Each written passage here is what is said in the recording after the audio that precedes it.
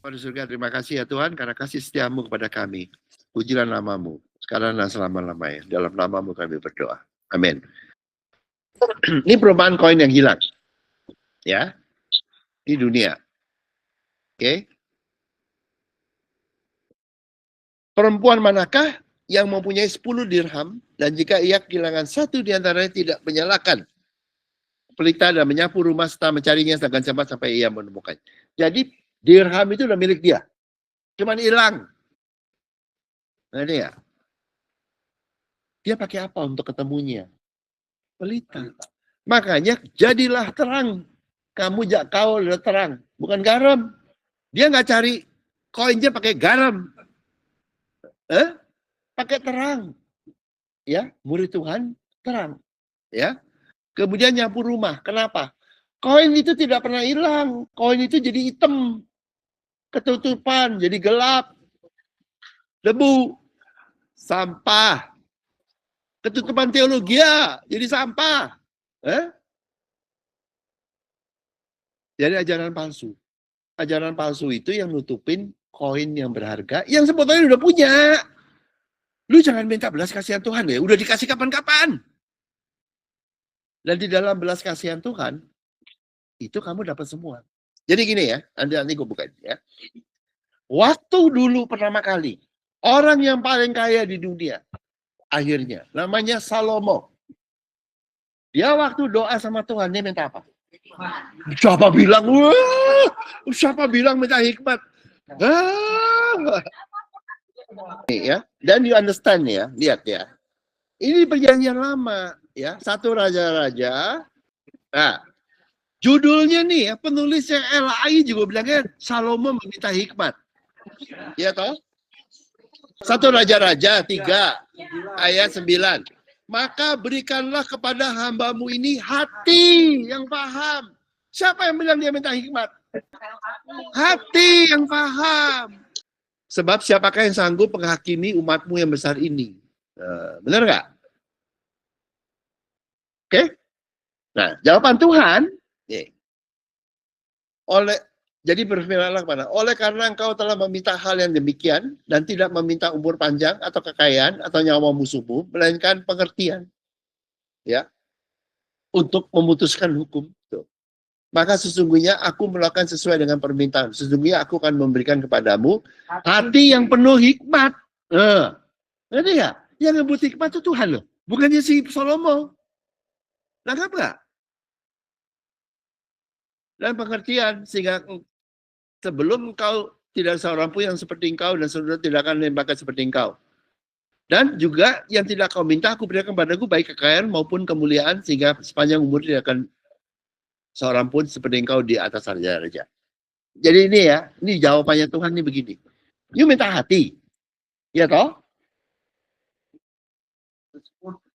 Dapat hati, dapat hikmat. Karena pikiran Tuhan, hikmat Tuhan mengikuti hati Tuhan. Dapat hikmat Tuhan, kekayaan Tuhan ngikut hikmat Tuhan atau pikiran. Makanya kalau lu mintanya hati, Tuhan bilang, kamu mintanya hikmat. Gitu. Sama. Karena kamu minta hati, itulah hikmat Tuhan. Kalau kamu dapat hati Tuhan, hikmat Tuhan ngikut hati Tuhan. Karena pikirannya. Tuhan ngikut hati Tuhan. Dan by the way, kalau pikirannya kamu ngikut, kekayaan Tuhan ngikut pikiran Tuhan. Pikiran, kekuasaan dan kemampuan Tuhan mengikuti. Jadi ini kan hati, pikiran, kemampuan Tuhan. Hati, pikiran, kemampuan C. Kan sama. Ini ikut ini ikut ini. Lu minta ini dapat ini. Gitu tuh loh. Yang hidden. Minta hikmat. Enggak pernah dia minta hikmat. Dia enggak pernah. Dia minta hati. Tapi itu yang benar. Minta hati dapat hikmat. Dapat pikiran.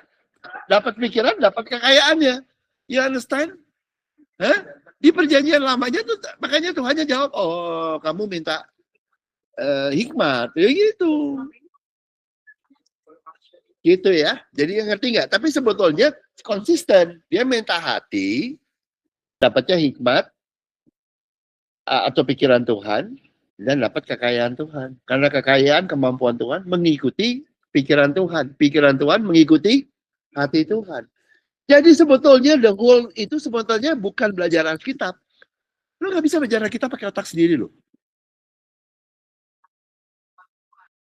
Karena minta hati, pikiran Tuhan, ngikut kamu, ngikut hati Tuhan di dalammu, dapat pewahyuan. Makanya sekolah teologi gagal. Karena dari awal diajarinya sekolah tafsir. Lu tafsir pakai otak lu. Mestinya sekolah revelation, bukannya sekolah tafsir. Nah, coba. Makanya seluruh teologi gagal. Karena diajarin tafsir. Pakai otak manusia, mentafsirkan otak Tuhan. Di Yesaya dibilang pikiranku bukan pikiranmu. Kalau Hongki bilang, anjing gua 1000 tahun juga gak bisa ngerti gua ngomong apa ke istri gua. Ngerti ya? Saya mau ke HOG. Lu kira anjing gua ngerti? Enggak, manusia sama Tuhan itu satu genre di bawah gitu loh. Gembala sama domba itu satu genre di bawah. Anjing gua tuh satu genre di bawah gua, gak bisa. Kalau manusia mentafsirkan manusia bisa. Satu genre tuh nggak bisa di bawah. Tapi hanya bisa ngerti hati. Karena hati itu kalau orang nangis, orang disayang, kayak anjing gua, disayang istri gua, dia tahu tuh. Kalau istri gua ngomong dia mau pilates, nggak ngerti tuh anjing.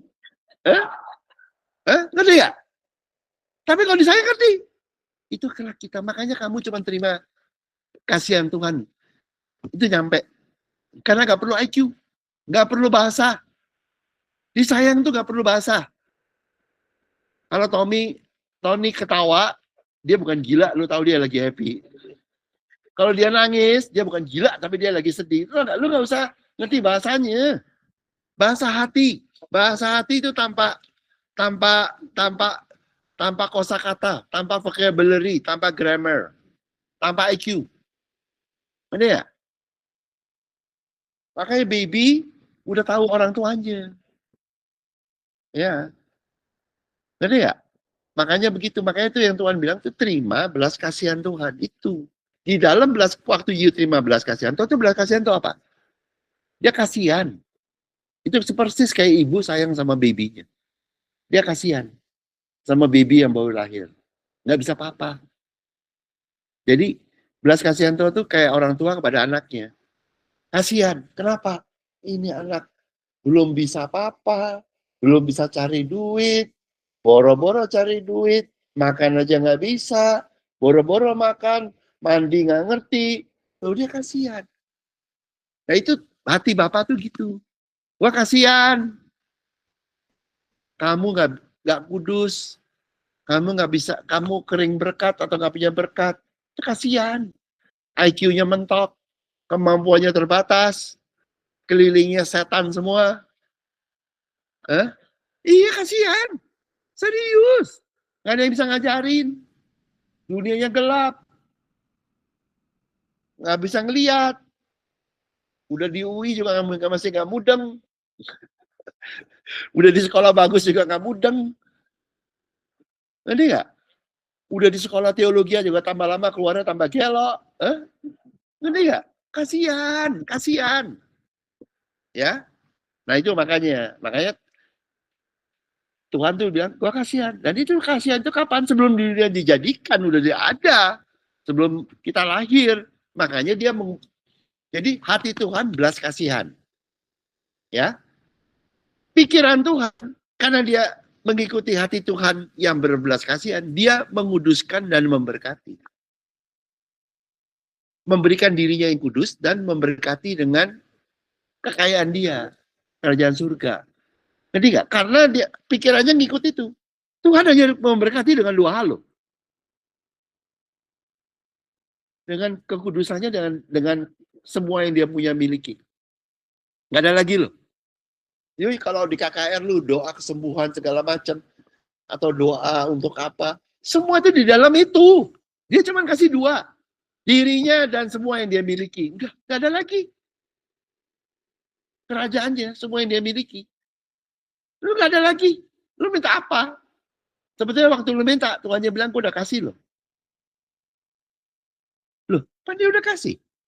Bapa kami di surga, dikuduskanlah namamu. Dia kasih dirinya toh. Kayak orang kasih ke anaknya apa? Dirinya toh, DNA-nya. Sama apa? Kekayaan atau warisnya toh. Nggak ada lagi toh. Hah? Lu kasih apa lagi? Hah? Tuhan, orang anak cuma yang dapat dari orang tuanya cuma dua. Dirinya orang tuanya sama yang dimiliki orang tuanya toh. Ada lagi nggak? Jadi waktu kita minta itu sebenarnya udah dikasih loh, tau nggak? Nggak ada, Pak. Cuma dua, dirinya dan kekayaannya. Atau yang dia miliki. Nggak ada lagi. Sebelum kita minta. Udah diberikan karena dia belas kasihan. Jadi yang nerima belas kasihan Tuhan menerima semua. Menerima hari ketujuh. Menerima kekudusannya. Dan menerima berkatnya. Boleh minta lagi itu nggak apa-apa. Tapi bukan minta karena Tuhan lupa. Lu ngomong boleh aja. Nggak apa-apa kok.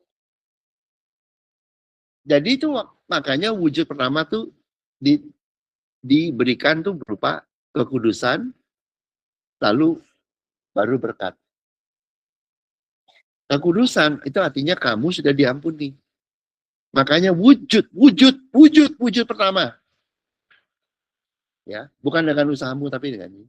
Bahwa kita sudah menerima hati Tuhan adalah kita tidak lagi dituduh oleh dosa dan kesalahan. Itu wujud. Ngerti nggak? Bukan kita berusaha itu. Bukan. Makanya kalau Santi sudah melupakan dosa dan kesalahan Santi, God bless you Santi. Gitu lo tau nggak? Kalau lu masih ingat-ingat, berarti dia belum terima hati Tuhan full. Ya tahu nggak? You mesti terima itu sehingga pada waktu itu, karena Tuhan bilang, gue udah kuduskan, alias saya ampuni dan lupakan. Kalau Tuhan udah ampuni dan lupakan, kok kamu bisa dong mengampuni dan melupakan yang sama. Mau nggak? Gitu loh. Saya nggak bisa Tuhan. Nggak apa-apa, mau ya? Ditolong gitu loh, tahu nggak? Gitu sama Tuhan. Ternyata kamu bisa. Jadi happy. Meskipun banyak kesalahan, banyak dosa di masa lampau. Lalu, hati Tuhan yang sama yang kamu udah terima, itu membuat bisa mengampuni orang lain, seperti itu. Dan bergantung sama dia untuk berkatnya. Itu belas kasihan Tuhan itulah. Yang namanya terang. Ya, belas kasihan Tuhan sudah diberikan. Kalau agamawi begini. Itu ada gedung ya, klaim tuh gedung. Milik gua, gitu. Gak ada. Adanya sama Tuhan tuh, saya udah kasih kerajaan surga, bukan gedung aja. Tahu nggak? Di dalam belas kasihanku, aku sudah berikan kerajaan surga. Ngerti nggak? Kamu tinggal nerima, kalau ngerti. Kalau yang klaim-klaim itu ajaran palsu. Klaim itu kan apa sih maksudnya lu klaim? Belum punya toh? Nah, berarti kan nggak percaya Tuhan udah kasih toh? Itu koin itu udah punya dia loh. Punya perempuan itu loh. Ya, udah di dalammu. Belas kasihan Tuhan udah di dalammu. Dan di dalam belas kasihan Tuhan, kekudusan dan kerajaan surga itu udah di dalammu. Cuman nggak mudeng. Ngerti ya? Karena sekolahnya di mana tahu ya? Ya, menyalakan pelita. Nah, murid Kristus itu cuman bikin terang. Yang terangin supaya lo ngerti. Ya toh? Terus menyapu rumah. Ya, si perempuan itu dengan udah terang dia sapu rumah jadi bersih. Jadi berkat kerajaan surga yang tadinya nih. Saya mesti perpuluhan baru diberkati. Kotoran ajaran kotor itu udah hilang. Saya mesti puasa baru diberkati Tuhan. Ajaran kotor gitu hilang. Betul nggak? Saya mesti baikin pendeta baru diberkati. Hilang tuh. Saya, iya. Karena nggak ada ya. Saya udah dapat karena Tuhan kasihan sama saya. Nggak ada urusan dengan gereja. Nggak ada urusan dengan pendetanya. Nggak ada urusan dengan saya doa puasa. Nggak ada urusan dengan saya pakai apa debu untuk kosmetik gua. Abu untuk bikin gua tambah jelek. Nggak ada lagi toh. Karena dia udah, ya. Jadi pakai terangnya belas kasihan Tuhan. Ini ajaran, you harus puasa untuk baru diberkati. Ini debu buang-buang gitu loh. Mesti Alkitab diapalin baru diberkati. Buang gitu loh. Mesti doa di kuburan. Buang gitu loh. Ngerti nggak? Mesti klaim dan teriak-teriak dan tunjuk dan sebutin mobil yang kamu mau warnanya apa. Ajaran buang gitu loh, tau nggak? Ngerti nggak lo? Mesti perpuluhan baru Tuhan kasih. Mesti bayar. Buang gitu loh. Itu debunya dibuangin semua. Ngerti nggak? Apalagi mesti nangis-nangis baru Tuhan ingat. Karena Tuhan pikun dan pelupa. Buang. Begitu loh. Ngerti nggak? Oh, saya mesti berbuat baik, bantuin Tony. Kalau enggak, Tuhan nggak berkatin saya. Buang. Begitu, tau nggak? Saya mesti berbuat baik, bahwa Tuhan berbuat baik. Buang. Begitu loh. Karena belas kasihan semua dasarnya. Ngerti ya? Itu. Jadi terang. Mulut pelayanan begitu tuh seperti terang. Ngajarin ke gereja, dan membersihin dari ajaran palsu kayak tadi. Akhirnya, koinnya ketemu lagi gitu loh. Yang tadinya ketutupan. Gak pernah hilang. Belas kasihan Tuhan gak pernah dicabut ya. Iya. Ketutupan debu.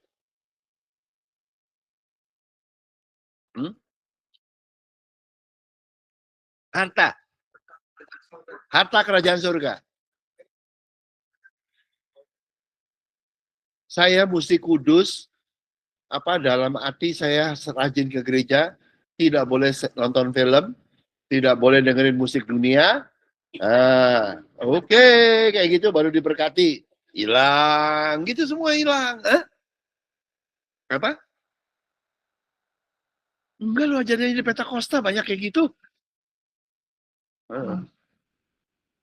Ya, hilang semua. Musik kosher baru diberkatin. Aduh, ampun dah gua, gitu loh. Hilang, karena belas kasihan Tuhan. Kalau nggak ada urusan. Mercy, iya. Orang tua aja ke anak begitu, anaknya waktu baby, waduh kacau balau. Santi aja sekarang diam, coba lagi baby mah berisik dia. Tetap dikasih minum makan sama ibunya. Oh masih ya. Tapi orang tuanya tetap sayang tuh. Ini belas kasihan, bersih. Lu kayak gini nih, Santi nih. Lu kira mamanya nggak mikirin? Mikirin nggak? Oh, nggak bisa bersih. Dia bilang kapan nih anak nih cepet.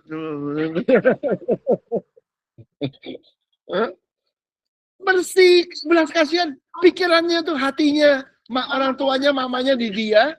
Pikirannya orang tuanya ya, mamanya ya di dia juga mikirin.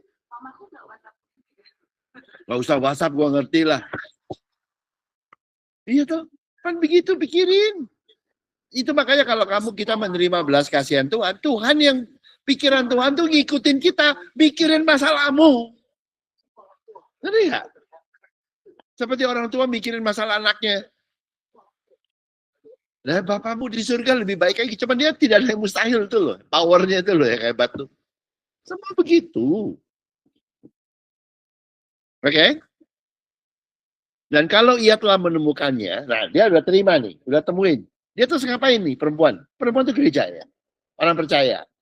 Ia memanggil sahabat-sahabat dan tetangganya. Ada dua, sahabat dan tetangga. Ya. Sahabatnya dan tetangganya. Jadi, iya. Bersukacitalah bersama-sama dengan aku sebab dirhamku yang hilang itu telah kutemukan. Loh, bukan hilang. Keselip aja gitu loh. Jadi si perempuan yang wujud gereja itu akan bawa sukacita toh. Dia sukacita toh. Karena dia ketemu berkat kerajaan surga. Ya. Terus membuat gereja tersebut mampu membagikan berita baik dari Tuhan kepada sahabat dan tetangga, orang lain dan gereja lain. Itu melimpah sukacitanya. Ya toh? Sahabat dan tetangganya. Bersukacitalah bersama. Dia pengen orang lain atau gereja lain atau orang lain sama-sama bersukacita. Menemukan koin yang sama. Menjadi kesaksian. Aku berkata kepadamu, demikian juga akan ada sukacita pada malaikat-malaikat Allah karena satu orang berdosa yang bertobat. Ya, namanya orang yang belum yang tadinya belum menemukan harta kerajaan surga sehingga akhirnya menemukan harta kerajaan surga, itu namanya pertobatan. Karena harta kerajaan surganya itu tadinya tuh nggak kelihatan karena ngikutin ajaran nabi palsu. Ajaran palsu. Pada waktu dia menemukan berarti dia sudah lepas dari ajaran palsu. Itu namanya bertobat. Tadinya ngikutin ajaran palsu sehingga nggak dapat harta kerajaan surga, sekarang dapat. Karena dia ikut kebenaran, itu namanya bertobat.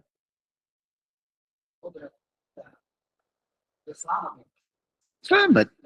Ini bukan soal keselamatan, enggak. Ini perempuan kok. Enggak lah. Kalau di Bible tuh ya wanita udah selamat. Enggak. Dan itu namanya dosa. Tapi bukan dosa. Makanya kan disebutin di Bible ada dosa yang membawa keselamatan, membawa kematian, ada lagi yang tidak toh. Ini yang tidak. Tapi kehilangan koin. Tidak meratakan maut. Kalau yang itu yang ke maut. Ini enggak. Ini dosa yang beda. Ya. Ada sukacita pada malaikat-malaikat Allah. Saya kasih tahu ya, malaikat sukacita. You baca dimanapun di Bible. Mana ada hati, pikiran atau kehendak, kemudian kuasa. Hati itu diperankan, diperankan oleh Trinitas ketiga. Yang namanya Roh Allah, atau Roh Kudus, atau Roh Penolong, atau Roh Kebenaran. Ya, ya ini. Ya, Trinitas ketiga istilah saya. Kalau kehendak atau pikiran, makanya firman semua diperankan oleh Yesus. Trinitas kedua. Ngerti nggak? Roh Kudus nggak kasih firman loh. Dia bilang mengutip aja. Semua. Karena kehendak, pikiran, itu mesti ada bahasa. Mesti ada kata-kata, ada firman. Gitu loh. Itu diperankan oleh Yesus. Gitu loh. Kuasa diperankan oleh Bapa. Tetapi yang datang tuh malaikatnya. Bukan Bapaknya. Bapaknya tetap di surga. Nanti baru kita ketemu muka dengan muka. Jadi kalau malaikat Tuhan itu memerankan kuasa. Makanya waktu Yesus di Getsemani, Tuhan menolongnya pakai kuasanya pakai apa? Ngirimin malaikat. Nanti di Wahyu, waktu Yesus ketemu sama iblis, lu kira berantem? Enggak. Bapak mengirimkan kuasanya, wujudnya malaikatnya datang. Malaikat itu wujud dari kuasa. Jadi kuasa Bapak. Itu begitu. Membawa kuasa Bapak. Itu malaikat. Waktu iblis mau dirantai, ya toh? Bukan Bapak yang kerja loh. Satu malaikat aja tuh ngerantai tuh. Gitu aja tuh, ya. Jadi kalau ada malaikat Allah itu kuasa Bapak. Ya. Jadi pelayanan ada terang bagi gereja akan membersihkan gereja dari ajaran palsu. Ya, akan membuat gereja dapat menemukan koin yang hilang, yaitu berkat kerajaan surga. Yang bikin kamu kaya, itu. Satu koin itu. Akan bawa sukacita bagi gereja. Ya, akan membuat gereja mampu membagikan berita baik dari Tuhan kepada banyak orang dan gereja lain dan akan membawa pertobatan bagi gereja dan ajaran agamawi yang telah membuat gereja kotor dan berada dalam kegelapan. Makanya kehilangan berkat. Makanya susah. Saya kasih tahu. Ini hari ini banyak loh gereja problem. Orang problem, Kristen problem, gereja problem, Pak. Ini dunia susah nih ya. Baru lihat loh. Banyak gereja juga. Apalagi yang gitu tuh. Lihat aja. Akan disertai oleh kuasa Tuhan melalui malaikat-malaikatnya. Satu orang bertobat bersuka cita. Itu. Jadi ya, perempuan itu kan ketemu koin. Iya toh? Bener nggak? Koin. Ada sukacita toh? Dari surga. Itu kenapa? Sekarang dia udah terima harta itu, malaikatnya bisa berkati dengan, jadi malaikatnya itu bisa bawa berkatnya Tuhan gitu loh. Seperti Yesus waktu di Getsemani dikuatkan. Ngerti nggak? Itu begitu. Kuasa Tuhan itu datangnya melalui malaikat. Datangnya melalui malaikat. Dia bawa, kirim berkat, kirim gitu loh. Gitu loh. Bukan bapaknya yang datang. No. Ya. Nanti di surga kamu ketemu dia. Nah ini sekarang wanita dan ucapan bahagia. Lihat ya, one by one. Nih, lihat. Berbahagialah orang yang miskin di hadapan Allah karena mereka lah yang punya kerajaan surga. Tadinya si wanita itu miskin.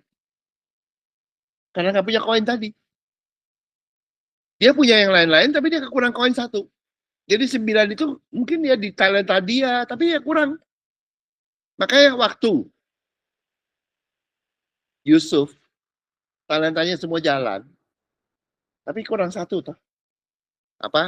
Hati Tuhan yang untuk memberkati orang lain. Oke. Dia tetap di penjara atau miskin. Yusuf baru bebas. Nah, semuanya hebat. Gitu ya. Jadi kalau you punya belas kasihan Tuhan, ini 10 ya. Atau 9 talenta. 9 ini satu. Ini ngangkat semua gitu loh. Ngerti nggak? Seperti Yusuf. Dia punya talenta. Melihat masa depan melalui mimpi. Dan mempunyai talenta untuk manajemen. Dua ini jalan. Tapi dia tetap di penjara. Sampai dia ketemu hati Tuhan. Bahwa talent yang dia miliki adalah untuk memberkati orang lain. Berarti Tuhan berbelas kasihan kepada dunia. Itu. Waktu dia punya itu. Ini menjadi ngangkat dia ke manajemennya jadi pimpin negara. Nolongin Firaun. Nolongin seluruh dunia. Lihat mimpinya, lihat mimpi macam-macam. Ini ya tuh ketinggi. You ngerti nggak? Ngerti nggak? Itu yang saya bilang. Kalau you nggak punya belas kasihan Tuhan, you bukan ini. You bukan terang. You akan di bawah. You di bawah ya. Kalau bikin rumah di tepi pantai. Di atas pasir. Nanti lu kena air bah loh. Isinya asin terus. Ngerti nggak? Ngerti nggak? Itu begitu. Oke, di bawah. Asin terus. Gitu loh. Dan di bawah. Banyak pergumulan.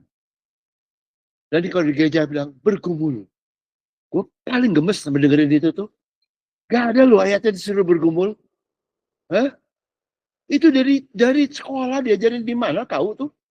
Hah? Yang kedua yang gue sebel, ambil beban. Sejak kapan lu disuruh beban-bebanan? Orang Yesus bilang, marilah kau yang letih lusuh dan berbeban berat, datanglah kepadaku, aku akan memberikan kelegaan. Tapi di gereja, ambil beban. Beban. Mati gak lu? Hah?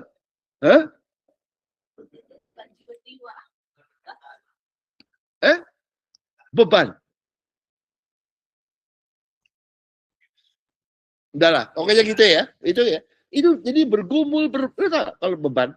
Kan di bawah toh, beban lu di atas lu toh. Gepeng enggak? Lu kalau bergumul lu di bawah. Lu orang asin, garam di bawah, manusia di bawah, semua di bawah. Gomora di bawah. Tahu enggak? Ya. Nah, akhirnya dia menemukan kerajaan surga. Kerajaan surga, datanglah kerajaanmu. Datangnya dari mana? Dari tempat yang maha tinggi turun, tahu nggak? Ke sini. Jadilah kehendakmu di bumi seperti di surga. Jadi kita itu berada di kerajaan surga yang tinggi. Ngerti nggak? Kerajaan surga tuh nggak di bawah loh. Ngerti nggak? Ini gini ya, susah ya kalau ngomongin. Datanglah ke bumi ya. Tapi dia bukan di bumi di bawah loh, bukan. Ini kalau yang di bawah tuh lautan agamawi. Ada daratan atau tanah perjanjian. Ini kita di sini. Bukan di sini loh. Kalau orang agamawi itu lagi water terapan. Lu tahu nggak? Water terapan di lautan agamawi. Apa sih water terapan tuh? Apa? Apa tuh? Di laut. Lu liatin orang-orang di itu semuanya. KKR lah, apa lu capek lu, doa puasa lu, segala lu gak ada kerjaan, gak ada habis lu, bener-bener muter terus kayak pabrik lu, gitu. Itu capek, gitu loh. Itu water terapan gitu loh, kayak gitu loh di laut. Kita bukan di situ loh, di datar, di atas, gitu loh. Itu kayak begitu, ya. Di atas, menemukan kerajaan surga di atas. Makanya saya bilang, itu di atas, gitu loh. Bahkan sebenarnya di atasnya di mana? Di bukit, di gunung. Bukan ini, bukan di lembah, gitu loh. Di bukit, di gunung, gitu loh. Pokoknya di atas, gitu loh, ya. Ya, itu di kita. Lihat ke bawah, gitu loh. Lihat orang lain bisa, lihat orang lain menderita, tapi nggak kena. Air bahnya tuh banjirnya datang nggak kena. Ini dunia kayak begini serem nih. Besok rame nih. Kalau Iran apa segala nih, ya tak? Udah, gitu tak? Nah itu kerajaan surga tuh kayak gitu. Dia akhirnya menemukan,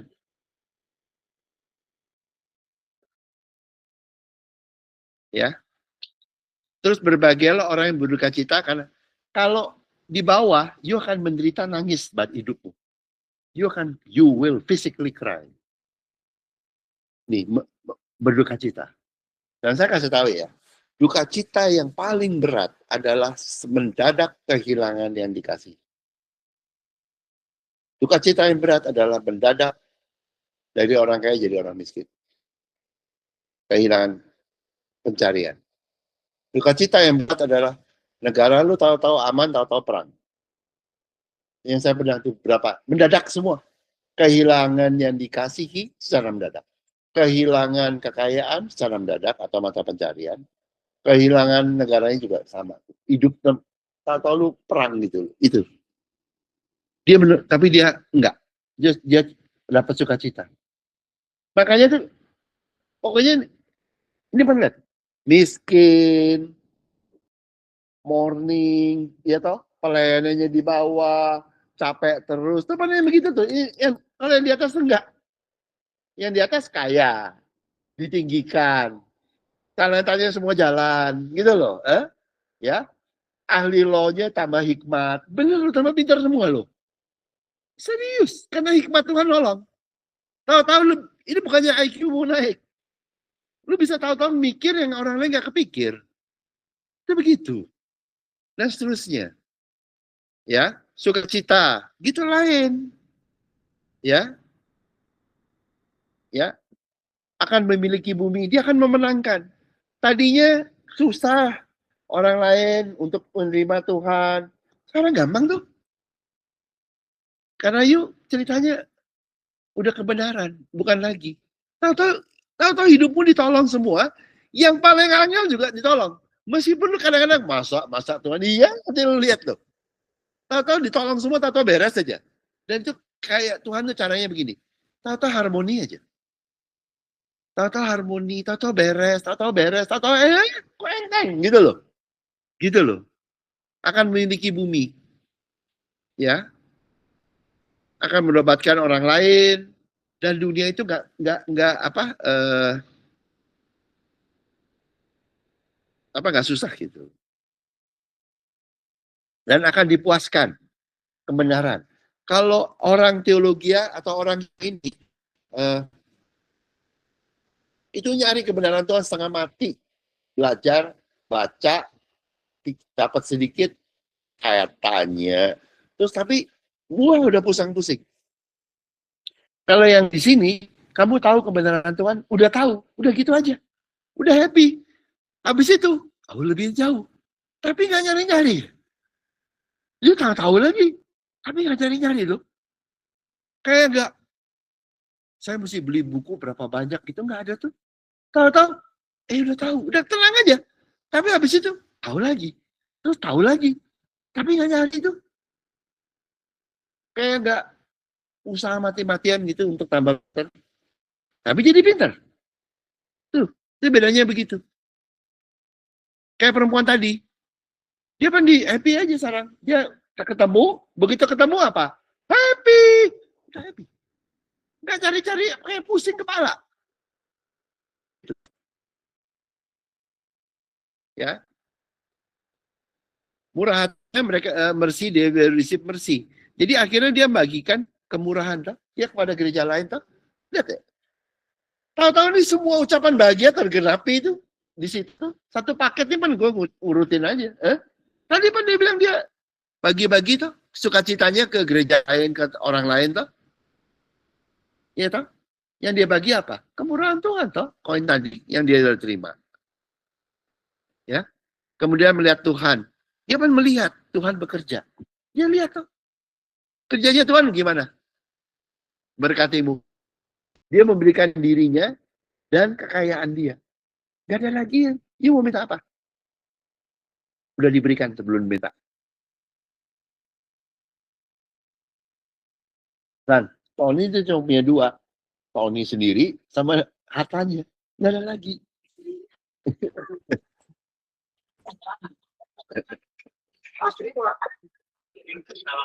Cuma punya dua. Dirinya dan yang dia miliki. Gak ada lagi. Tuhan bilang saya kasih semua. Yang dia miliki itu namanya harta kerajaan surga. Dirinya itu yang namanya kekudusan atau dirinya. Gak bisa minta lagi. Makanya kalau minta kesembuhan, minta apa. Tuhan bilang udah gua kasih lo dari dulu. Tapi kamu minta ya boleh. Begitu loh. Udah diberikan sebelum kamu minta loh. Ngerti gak? Tapi nyebut sih gak apa-apa. Tapi Tuhannya udah melakukan.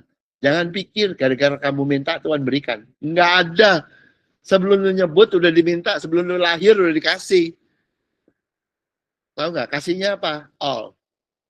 Terus kita minta lagi. Kita bilang waktu doaku dijawab. Sure, doa lu dijawab sebelum lu lahir. Tahu nggak? Tahu nggak, Tony?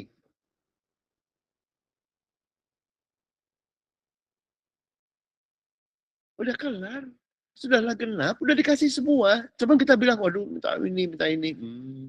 Oke, gitu ya. Nggak boleh. Nggak.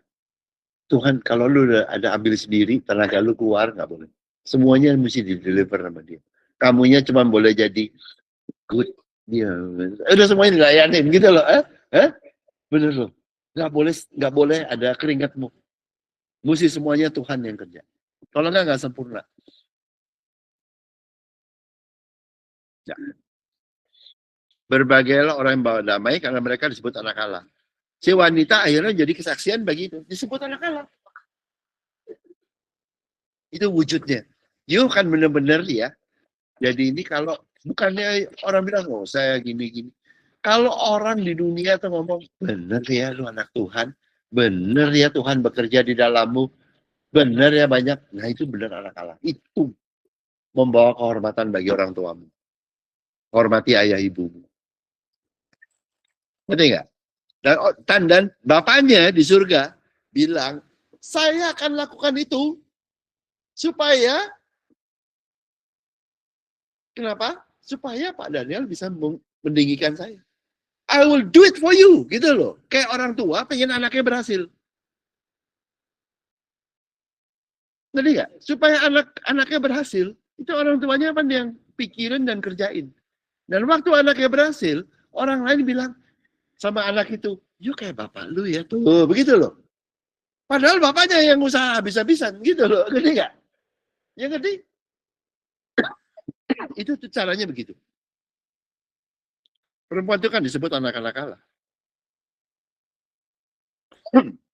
Berbagai orang yang dianiaya oleh sebab kebenaran, oleh karena mereka lah yang punya kerajaan surga. Ya betul, ada penganiayaan, nggak apa-apa. Oleh macam-macam, tapi lu tetap punya kerajaan surga. Nggak tembus, nggak saya bilangin. Agamawi nggak tembus. Karena lu tahu kebenaran. Dan yang lalu, Tuhan hapusin tuh. Seakan-akan nggak ada. Itu kayaknya bingung loh. I will repay you the years that the locusts have stolen.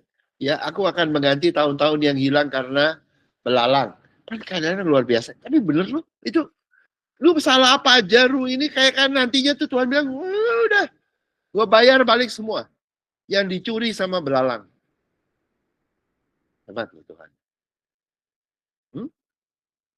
Belalang yang hidup dari kamu, yang makan berkatmu, itu belalang. Ya, kalau ya di rumah bisa, kalau di gereja ya pendeta lu, kecuali gua. Lalu dia kan hidup dari full time dari duit berkatmu. Hah? Ngerti nggak? Dia ngangkat diri full time, alias tidak mau kerja. Siapa yang suruh dia nggak boleh kerja? Paulus saja kerja, Yesus saja kerja. Kalau dia bilang saya lebih hebat dari Yesus, saya full time. Alias hidupku dari jemaat gua. Lu berarti kan ngambil berkat sejemaat. You understand? Tapi Tuhan, ya udah, ampuni semua gitu loh. Huh? You understand? Itu belalang. Orang dia nggak kerja, nggak nanam, nggak apa, dia makan kok. Orang nggak nanam, nggak nabur benih, nggak nanam, mangan tok. Makan dari mana ya? Makan doa, makan lu.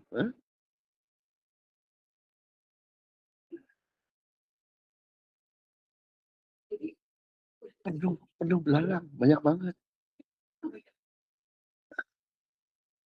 Iya. Nggak apa-apa.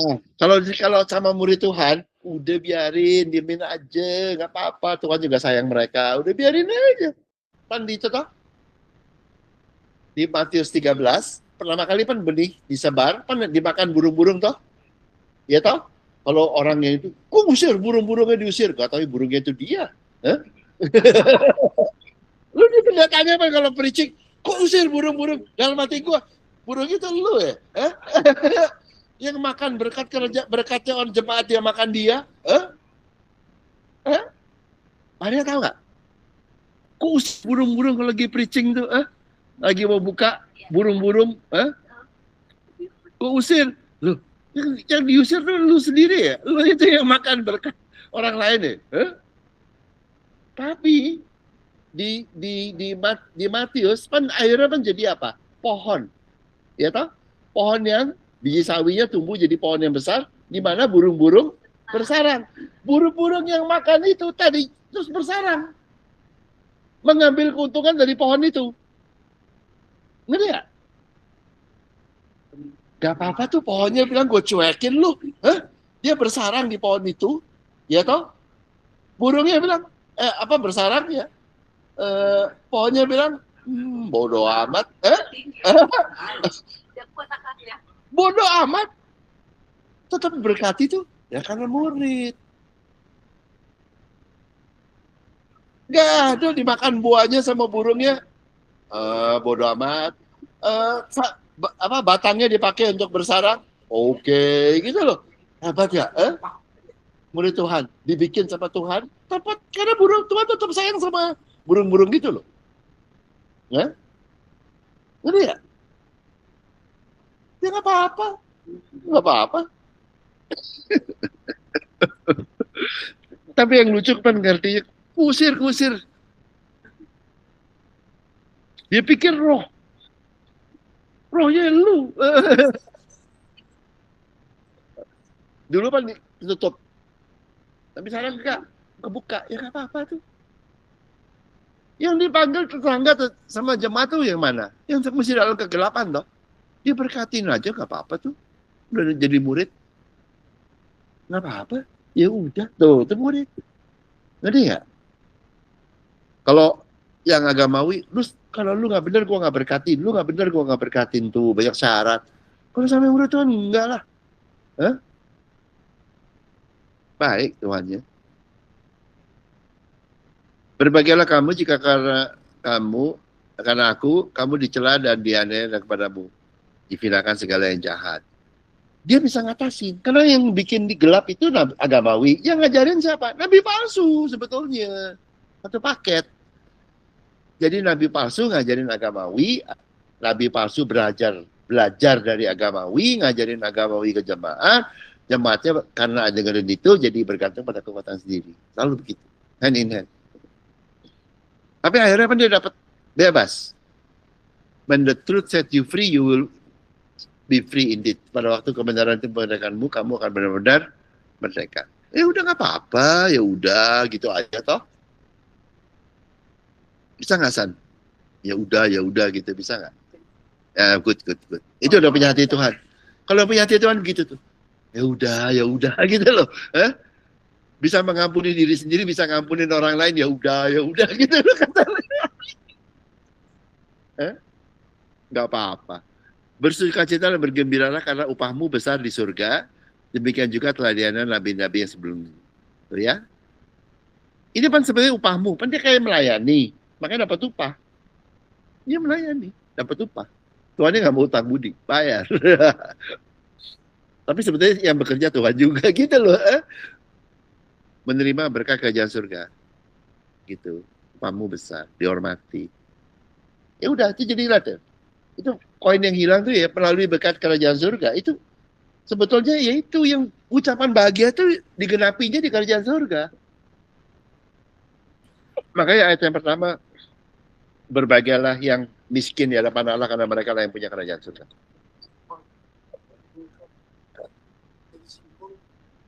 Harta kerajaan surga. Ya, yang sudah you miliki. Mana enggak itu yang paling utama. You mana ada harta lainnya loh. Ya toh? You bisa matematika, you bisa apa itu kan ada yang di bumi kamu udah punya, tapi tanpa itu, tanpa yang tadi belas kasihan Tuhan yang memberikan harta itu kamu nggak bisa loh. Kamu punya yang lain-lain tuh nggak tumbuh, nggak hidup.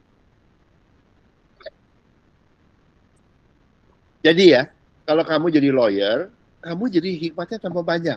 Kalau lu mati itu hikmatnya tambah banyak.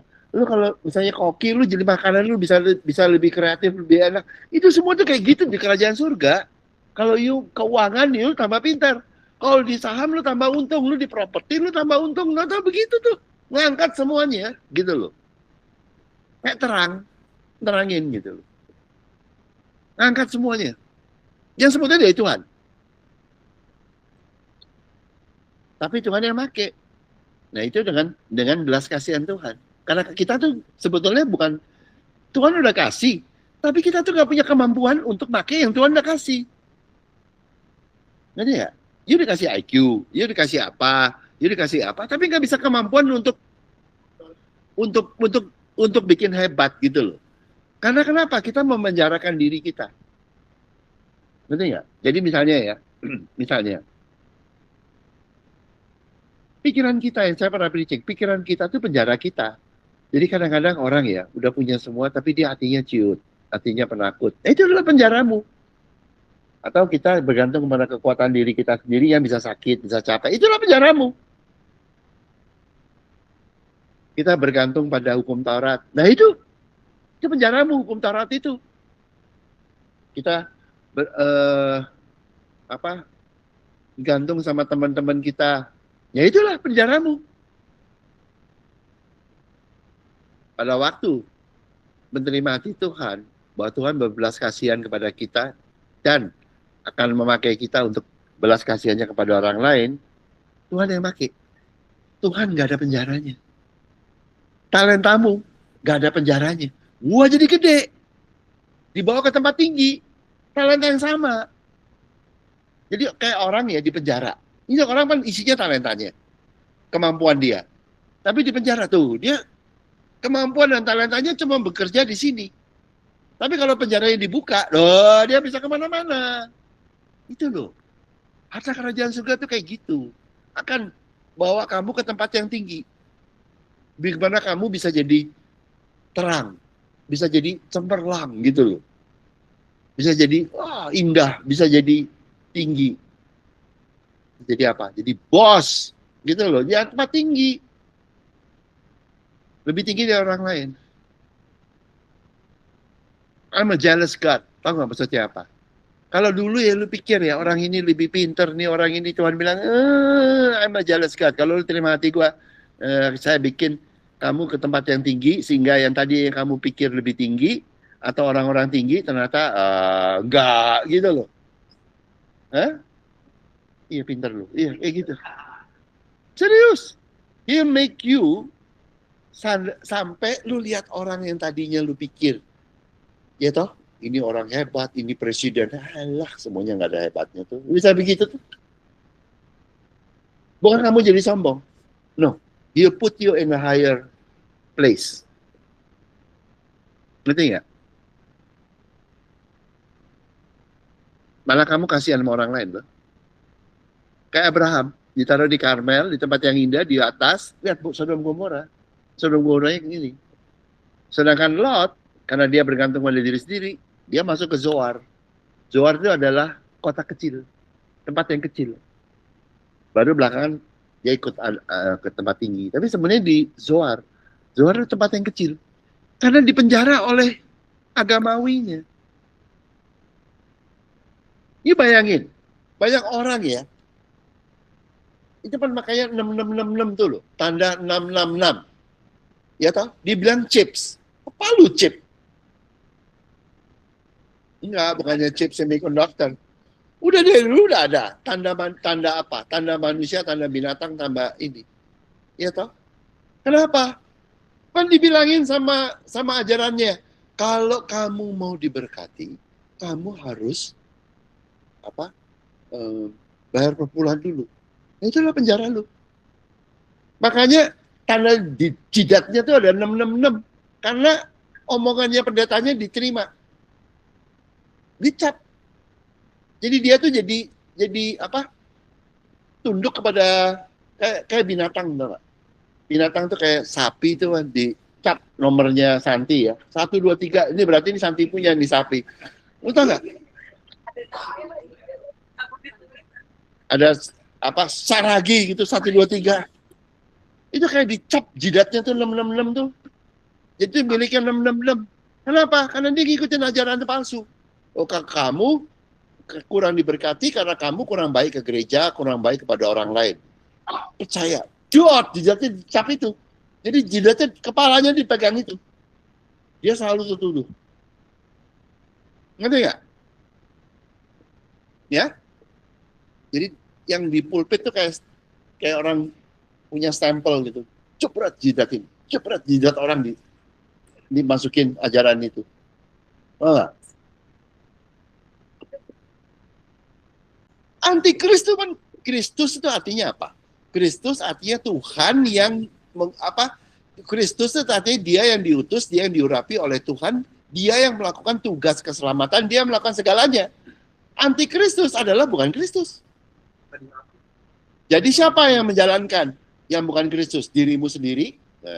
Kedua, nabi palsu pendetanya yang hebat, kesembuhannya dari siapa, whatever gitu toh. Ya biarin punya apa-apa. Mungkin tambah bangga kali dia. Terus itu apalagi dari siapa gitu loh, tau nggak? Itu kan dibikin begitu. Bukan Kristus toh. Kan anti Kristus, lawannya. Tuhan, kan kehendak Tuhan yang melakukan segala itu cuma bukan satu loh. You kira di Bible di mana tuh? Nggak tahu diajarin di teologi, diajarin apa, mana gue tahu. Ada berapa Mesias? Ada berapa Kristus? Satu, udah cukup. Makanya kalau orang bilang, kalau saya ya, ini saya di pulpit sama gini, kalau orang bilang, saya dipanggil. Terus pakai urapan, gitu. Kalau aku, enggak tuh. Kalau saya bergantung pada apa? Urapan Kristus di dalam saya. Kristus di dalamku. Urapan pendeta lain, Lu urapan lu seberapa? Ayo, lu pintar nyanyi, lu apa? Lu mau bandingin sama urapan ke Kristus yang adalah Mesias? Nah, gue bergantung pada itu. Kan Kristus dalamku. Gue gak bergantung pada urapan Hongki. Ngapain? Gue bergantung pada urapannya Kristus di dalam gue. Mau lawan? Nih. Jadi ya? Kan orang bilang, siapa kan multi talented. Dodol. Gue bilangin. Bergantung sama urapan Kristus di dalam kita. Urapan Tuhan ke Kristus di dalam kita. Jadi ya? Christ in me, the hope of glory. Kristus di dalamku. Ngerti nggak? Mau menang, ayo. Urapan siapa? Di Bible cuma satu ini urapi sama Tuhan untuk menjadi Mesias. Ngerti nggak? Untuk jadi Kristus. Cuma satu. Yang urapannya sempurna. Yang lain, urapan nabi, urapan apa. Kalau di urapan tuh, urapan nabi, urapan apa. Kenapa sih nggak urapan Kristus? Kan Kristus dalam, Bu. Maka saya bilang urapan Hongki, who cares? Gue lebih peduli sama urapan Kristus di dalam saya yang bekerja. Lain toh? Makanya kalau gue melayani bisa gagal nggak? Nggak bisa. Karena bukan saya kok yang melayani Tuhan di dalamku kok. Makanya saya juga nggak bisa nyombong. Kenapa? Bukan gue. Gitu loh. Bisa salah? Nggak bisa. Bisa sombong? Nggak bisa juga. Kenapa, Mbak? Kristus di dalammu. Enak loh. Makanya saya kemana-mana mana pernah takut. Nah itu. Gak ada beban. Di tempat lain. Ambil beban semuanya. Bebannya Palestina, bebannya Indonesia, bebannya Malaysia. Lu gila, lu makan beban semua. Beban keluarga, beban Indonesia. Yang bener loh. Ayatnya gak ada. Stres semua. Kalau Tuhan, Matius 11:28, aku akan memberikan kelegaan. I give you rest. Bebannya nggak ada. Problemmu sini. Cuman terima belas kasihan Tuhan. Habis itu, pikiranku dan kuasaku yang tak terhingga. Apa yang tidak ada mustahil. Nolongin kamu. Enteng nggak? Yuk, otaknya nggak nyampe. Nggak apa-apa. Otak itu yang nggak nyampe tetap dari Tuhan loh. Tuhan yang make. Oh, nyampe. Gitu. Udah banyak kesalahan masa lampau, nggak apa-apa. Aku rubah jadi baik gitu. Iya bang. God causes all things to work together for good. Allah turut bekerja dalam segala satu untuk datang kebaikan.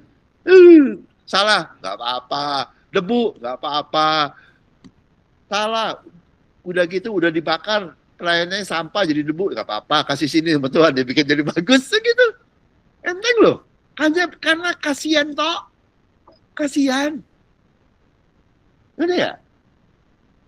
Orang yang selamat, tadi saya bilang mau bet, orang yang selamat, agamawi, akhirnya juga menikmati kerajaan surga loh.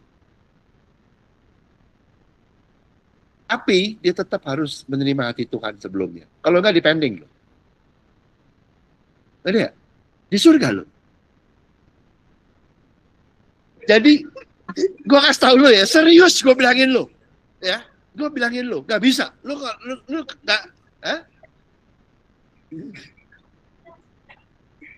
gue kasih tau lo, ditaruhnya di padang rumput hijau. Jadi gini, jadi waktu dia itu siapa tuh yang masuk ke surga, tapi nangis Bombay semua, ya tuh nangis. Nah Tuhan Yesus bilang, ku hapus air mata. Belas kasihan Tuhan toh. Jangan nangis. Belas kasihan Tuhan. Dihapus toh.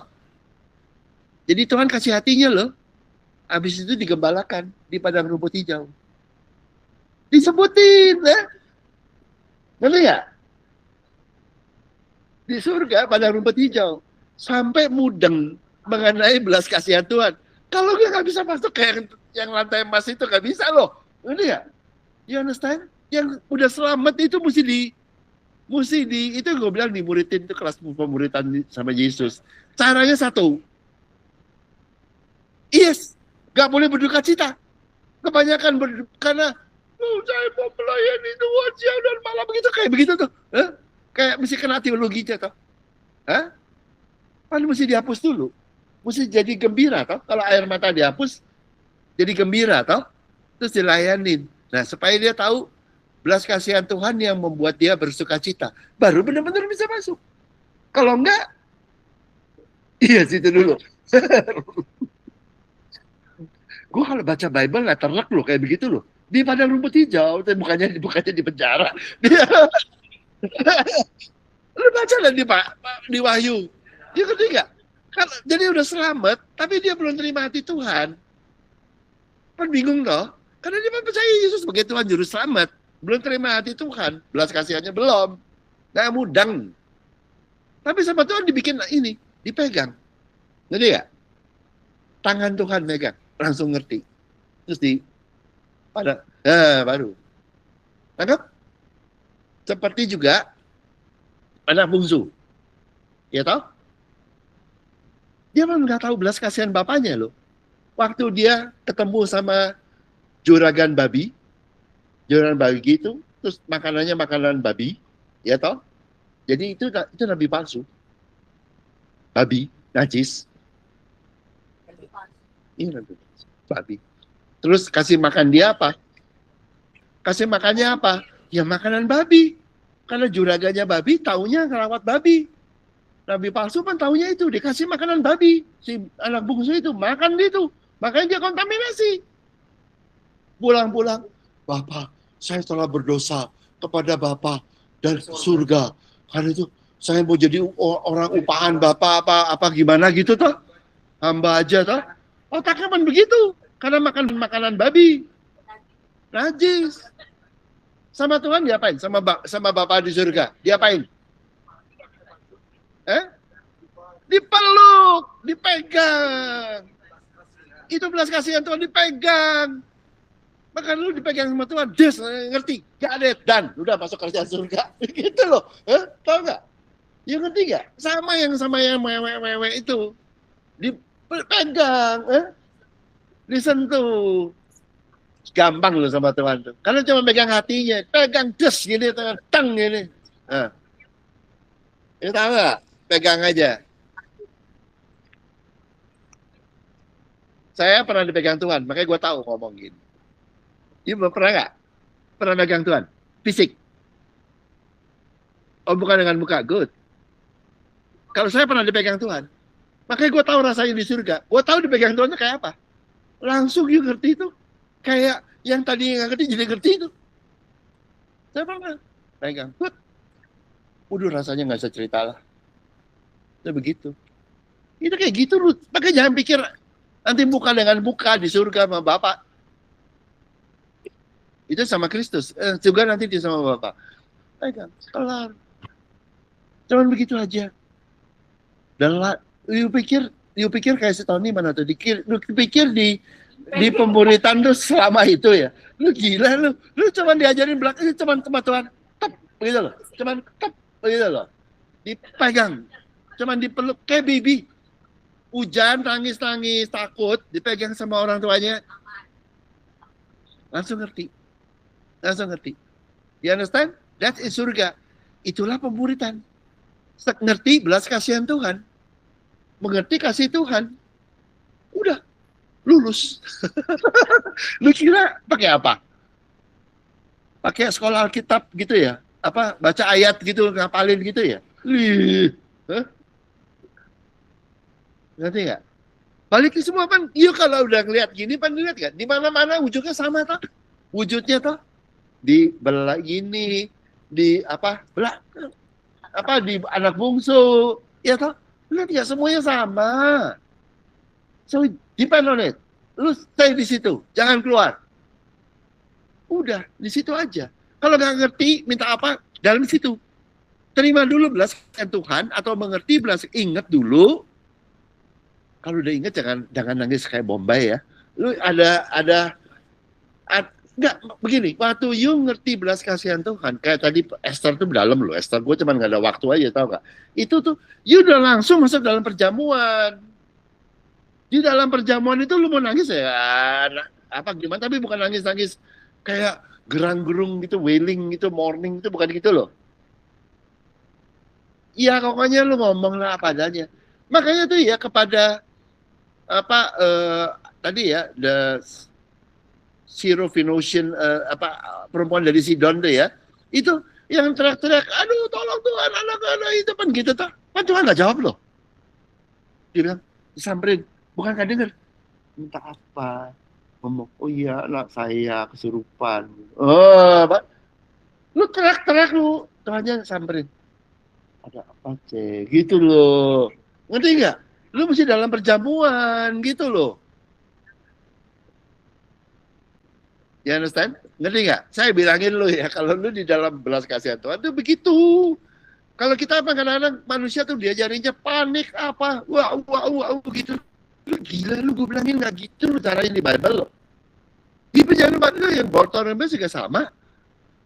Bartimaeus ya, kan juga gitu teriak-teriak nggak dijawab. Son of David, have mercy on me. Nggak dijawab sama Tuhan. Sampai dia ngomong, iya, saya nggak bisa lihat. Iya toh, ngomong gitu toh. Minta belas kasihan Tuhan. Oke, langsung begitu. Ngerti nggak? Teriak-teriak nggak dijawab loh. You understand? Ya, jadi ini tengah-tengah. Ini poin. Semuanya melalui kerjaan surga. Jadi kerjaan surga itu bukan hanya bikin lu kaya, bikin lu happy. Ditinggikan. Kamu ditinggiin. Karir, kerjaan, semua ditinggiin. Jangan bingung lah kalau kamu ya. Jangan bingung, jangan apa-apa lah. Kalau kamu dinyek-nyek gitu ya sama orang, kamu gimana, ya udahlah, it's okay. Itu di kerjaan surga lu, tuh di bawah atas. Nggak ada nantinya. Kamu akan hebat. Status. Dan segala hal. Bukan hanya uang, uang satu. Status dan segala, dan semua pelayanan, apa semuanya bagus lah. Dibawa ke tempat yang tinggi. Maka saya bilang, ini datangnya dari tempat yang maha tinggi. Kitanya itu dibawa ke tempat yang tinggi di gunung itu loh, kerjaan surga gitu. Bukit gitu. Dan nantinya berakhirnya di tempat yang maha tinggi. Berhadapan muka dengan Bapak. Itu murid Kristus. Gak ada di bawahnya, Pak. Dari tinggi, di tempat tinggi, ke tempat yang maha tinggi. Ya, dibawa sama hati Tuhan, roh burung merpati atau Raja Wali. Ya, oke? Yuk, mari kita tutup. Bapa di surga, terima kasih ya Tuhan, karena kasih setiamu, karena berkat-Mu yang begitu baik kepada kami, Kau yang membawa kami, dan Kau yang meletakkan kami di tempat yang tinggi, karena itulah di mana Engkau berada. Dalam nama-Mu kami berdoa. Amin.